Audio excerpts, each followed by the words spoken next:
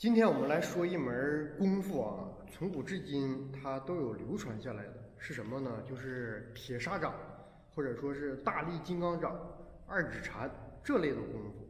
那么这类的功夫呢，它属于少林的硬功夫啊。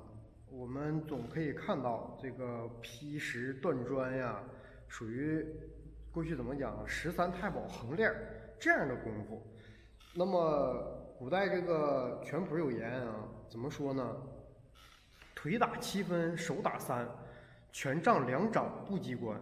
也就是说，在真正街头格斗的时候，这个掌是占到很大的一个应用这个范围的。我们正常和人打仗也是啊，你很少看到有人出腿去作为主要攻击，其实还是手用的比较多一点。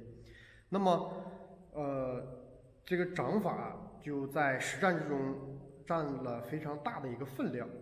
现在流传最多的，我们一般来讲是分为3类啊，这个少林铁砂掌、顾氏铁砂掌，还有咱们的吴海铁砂掌。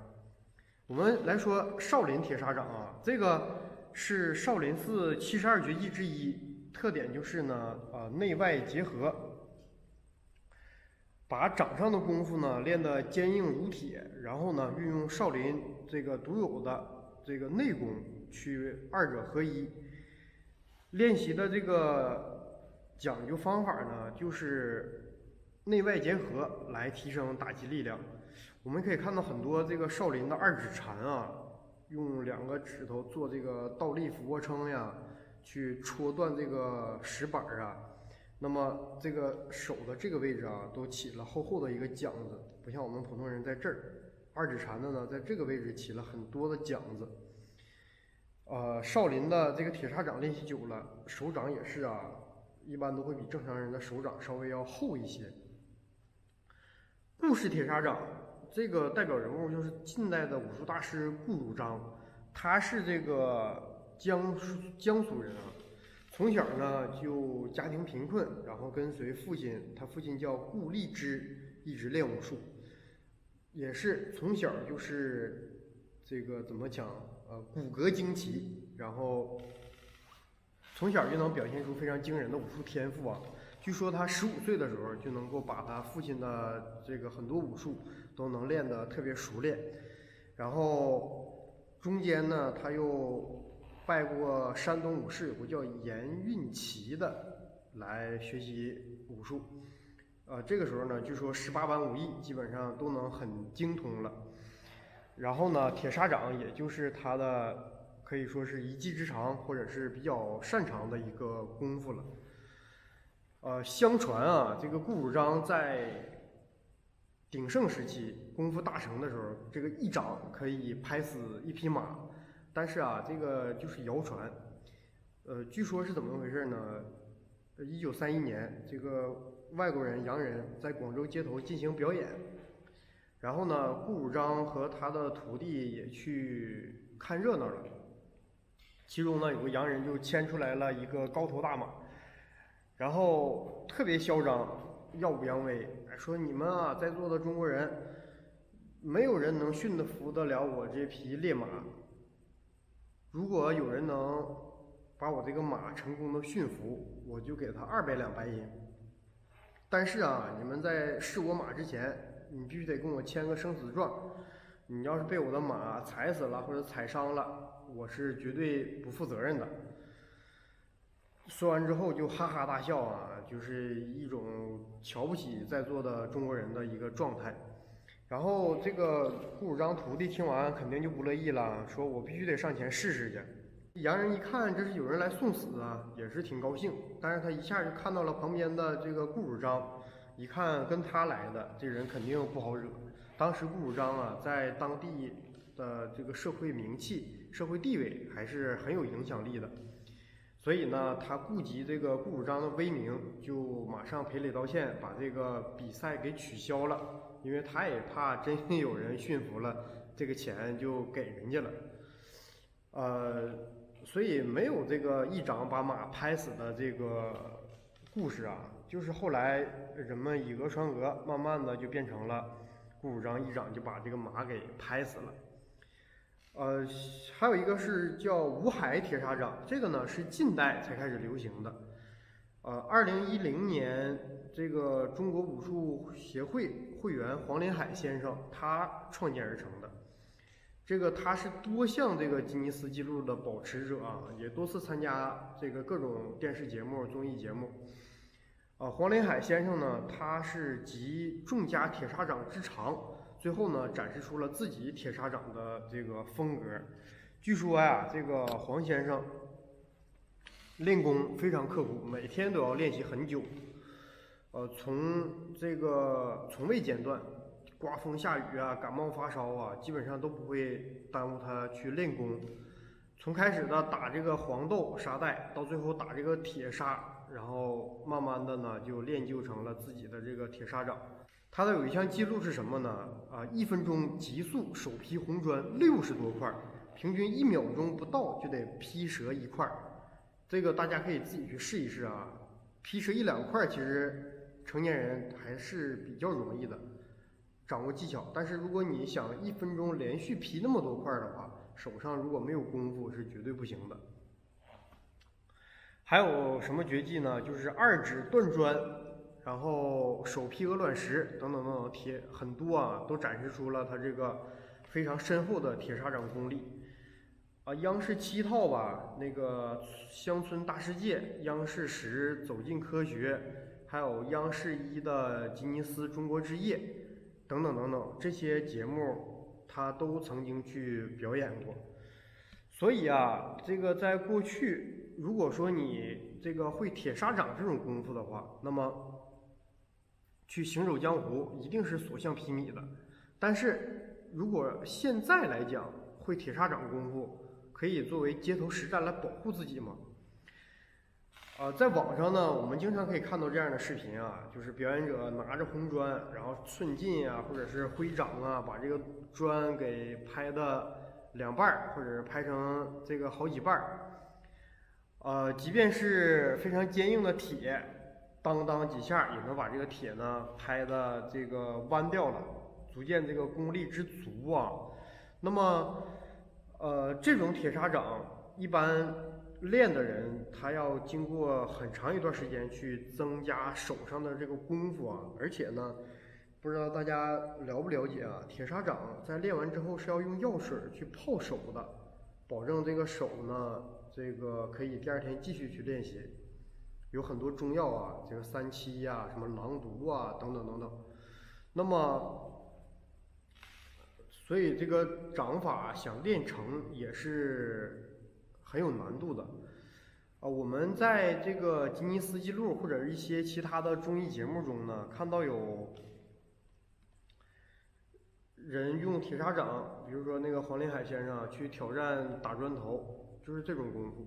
那么街头实战他的表现如何呢？有人怎么说啊？这个掌力这么坚硬，打在石头上都能把它1分为2。我们的骨头肯定没有石头硬呀，那打到人身上，哪个人能受得了呢？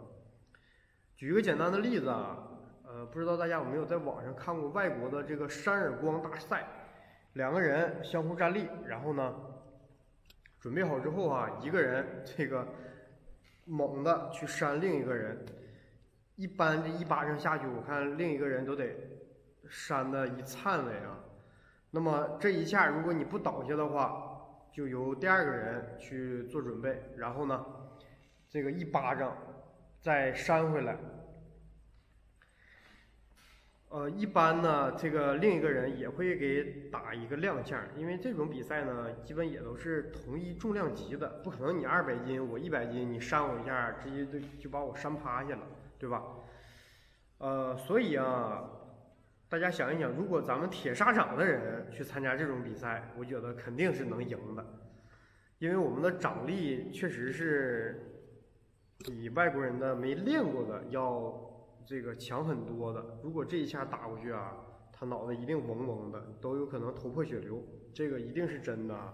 我相信咱们这个铁砂掌的这个功力肯定能做到这样。但是大家一定要清楚什么事儿呢？在真正街头和人发生冲突的时候，绝对不是像扇耳光大赛这种场景出现的。两个人协商好，你先打我一下，完我挺住了，没受伤，我再去打你，这么一来一回的，这个有点像单田芳老先生讲的评书里边啊，这个你先打我一掌，然后我再打你一掌，基本上不会有这样的情况出现啊。在现实生活中呢，如果两个人发生冲突了，基本上可以说这个情况是千变万化的。可能怎么样呢？对方这个抄起地上的这个棍子呀、砖头啊，就开始打你，或者对方2、3个人一起来打你，或者呢，对方打你一下掉头就跑了，没有说这么绝对公平下，你打我一下，哎，我再打你一下，看咱们谁的功力深，谁就赢了。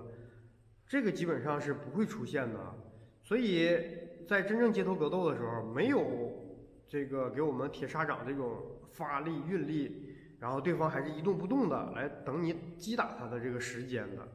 所以呢，这样铁砂掌在街头格斗的时候，就更考验这个练习者的一个综合能力，不单单是掌力这么简单的。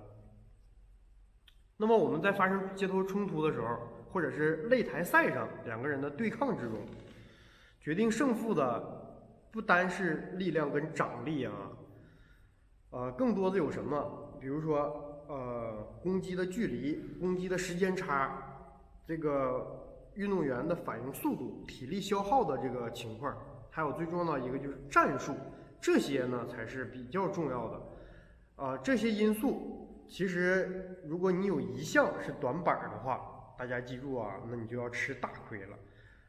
你某一项，比如说你的力量特别大，这些是可以给你加分的。但如果你某一项是短板的话，那么你就要处于很明显的一个弱势了。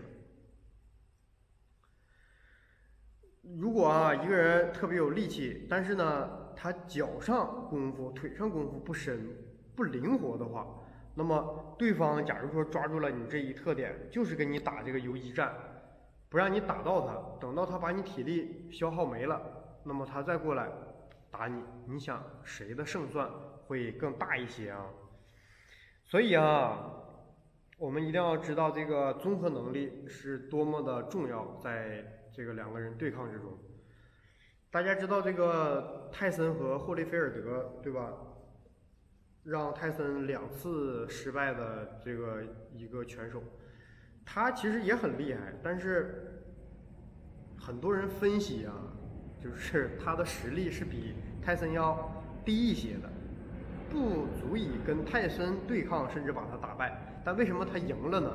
赢就赢在战术上，会用一些招儿，会用一些这个小的一些这个技巧，光彩也好或者不光彩也好，反正人家赢了。